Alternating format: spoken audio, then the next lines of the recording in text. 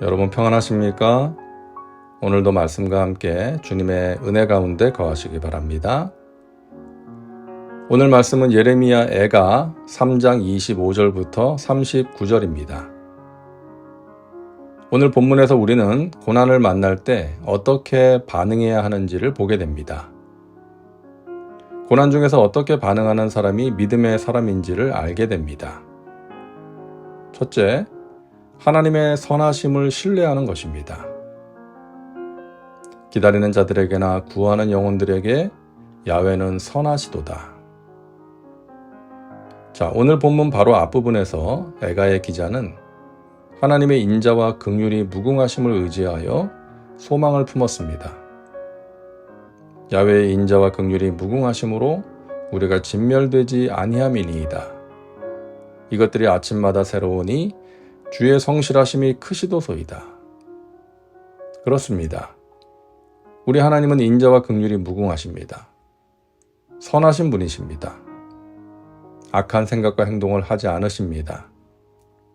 그의 백성들이 악한 생각과 말과 행동을 할지라도 오래 참고 기다리시며 돌이키라고 말씀하십니다. 유다는 끝까지 돌이키지 않았기에 그들을 사랑하신 하나님께서 진노의 매를 드신 것이죠. 하나님의 백성들은 고통의 때에 하나님의 선하심을 의지하고 기대해야 합니다.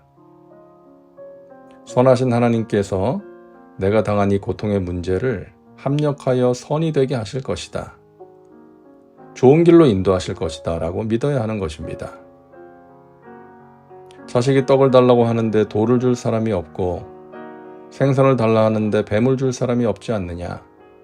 하물며 하늘에 계신 너희 아버지께서 구하는 자에게 좋은 것을 주시지 않겠느냐라고 예수님께서 말씀하십니다. 하나님의 선하심을 믿으라는 것이죠. 둘째, 하나님의 도우심을 기다려야 합니다. 사람이 야훼의 구원을 바라고 잠잠히 기다림이 좋도다. 유다에게 임한 하나님의 심판이 끝이 아닙니다. 하나님께서는 때가 되면 그들을 회복시키실 것입니다. 하나님께서는 하나님의 때에 하나님의 방법으로 당신의 뜻을 이루십니다. 회복의 은혜를 베푸십니다. 그러므로 우리는 그 때를 기다려야 합니다. 조급해하지 말아야 합니다. 불평하거나 원망하지 말아야 합니다. 잠잠히 기다려야 합니다. 우리는 고통의 때에 입으로 범죄하기가 쉽습니다. 그러나 욥이 극심한 고통 중에서도 입술로 범죄하지 않았던 것처럼 우리도 하나님을 원망하거나 누군가에게 저주를 쏟아내지 말아야 합니다. 함부로 말하지 말아야 합니다. 셋째, 고통이 연단이라는 것을 믿어야 합니다. 사람은 젊었을 때에 멍에를 매는 것이 좋으니.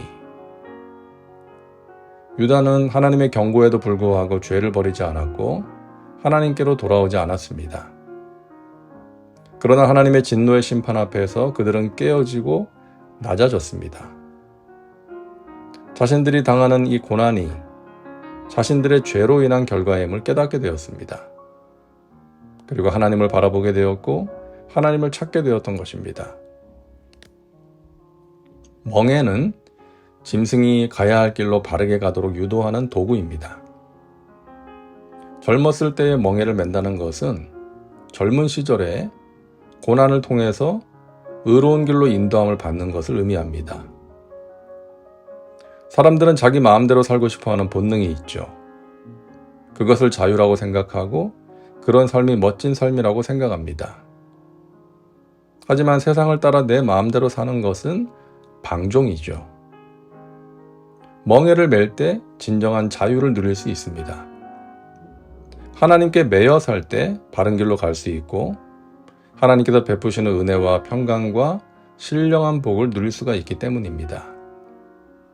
그러므로 고난은 우리를 훈련시키고 바른 길로 가게 하는 연단인 것입니다. 고난을 통과하면서 우리는 순금 같은 존재로 빚어지고 하나님을 더욱 의지하고 신뢰하게 되는 것입니다. 이것이 고난의 긍정적인 결과인 것입니다. 자, 우리가 고난 중에서 이런 믿음을 가질 수 있는 것은 하나님의 성품 때문입니다. 오늘 본문은 하나님의 두 가지 성품을 강조하는데요.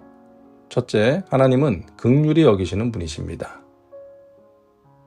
이는 주께서 영원하도록 버리지 아니하실 것이며 그가 비록 근심하게 하시나 그의 풍부한 인자하심에 따라 긍휼히 여기실 것임이라. 하나님은 당신의 백성들을 긍휼히 여기십니다. 주께서 인생으로 고생하게 하시며 근심하게 하심은 본심이 아니십니다. 그래서 주의 백성들을 영원토록 버리지 않으십니다. 선한 것들로 자기 백성들의 삶을 채우기를 원하시기에 그들을 오랫동안 고통 속에 버려두지 않으시고 회복시키실 것입니다. 둘째, 하나님은 공의와 정의에 따라 세상을 운영하시는 분이십니다. 세상에 있는 모든 갇힌 자들을 발로 밟는 것과 지존자의 얼굴 앞에서 사람의 재판을 굽게 하는 것과 사람의 송사를 억울하게 하는 것은 다 주께서 기쁘게 보시는 것이 아니로다. 여러분, 재판을 공정하게 하지 않고 사람을 억울하게 만드는 일, 오늘날에도 있지 않습니까? 예전에는 오죽했겠어요. 그런 일들을 통해서 많은 사람들이 고통 속에서 눈물을 흘린 것입니다. 하나님께서는 그런 일들, 세상에서 일어나는 온갖 불의를 기뻐하지 않으시죠. 하나님께서는 이스라엘과 맺으신 언약을 기억하사 그 언약을 공의롭고 정의롭게 이행하실 것입니다. 고통 속에서 또 불의함 속에서 눈물 흘리는 당신의 백성들을 파괴와 절망 속에 내버려두지 않고 반드시 회복시키실 것입니다.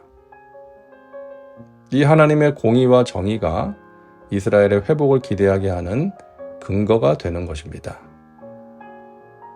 사랑하는 여러분, 고통 속에서 하나님의 선하심을 굳게 신뢰하시기 바랍니다. 하나님의 회복의 때를 기다리시기 바랍니다. 선하시고 긍휼이 풍성하신 하나님께서 우리를 회복시키시고 더욱 깊고 굳게 우리를 믿음 가운데 세워주실 것입니다. 기도합니다. 사랑과 은혜가 풍성하신 하나님, 오늘도 말씀과 함께 살게 하시니 감사합니다. 고통 속에서 하나님의 선하심을 믿고 의지하게 하시고 잠잠히 하나님을 기다리게 하여 주옵소서. 고난이 연단임을 알게 하시고 고난을 통해 우리를 다듬으시고 빚어가시는 하나님의 손길에 우리 자신을 맡길 수 있는 믿음을 더하여 주시옵소서. 마침내 승리함으로 하나님께 영광 돌리는 주의 백성들 되게 하옵소서. 예수님의 이름으로 기도하옵나이다. 아멘. 오늘도 말씀과 함께 은혜 가운데 거하시기 바랍니다. 여러분 사랑하고 축복합니다.